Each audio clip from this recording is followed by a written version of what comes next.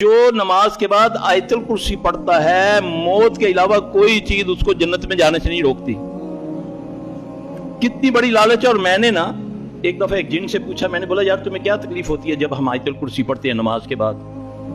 جب وہ مسلمان ہوا نا تو میں نے اس کو پوچھا, کیونکہ میری عادت ہے ان کو ٹٹولنا کہ پوچھوں ان سے, کیونکہ میں ان کا کام کرتا ہوں تو پھر میں ان کی کمزوریاں ڈھونڈتا ہوں.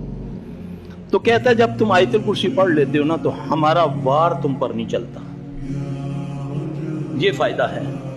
ایسے لگتا ہے جیسے تمہارے گرد آگ ہے, ہم قریب جائیں گے تو جل جائیں گے. شیطان اس طرح ایک نماز سے دوسری نماز تک, اور پھر جیسے جیسے لیٹ کرتے جائیں گے ویسے ویسے آگ بجھتی جائے گی, پھر شیطان آ کر پکڑ لیتا ہے بندے کو. تو اللہ تبارک تعالیٰ سے دعا ہے کہ اللہ مجھے آپ کو وقت پر اور صحیح جو محمد صلی اللہ علیہ وسلم کا طریقہ ہے اس طرح کی نماز پڑھنے کی توفیق عطا فرمائے.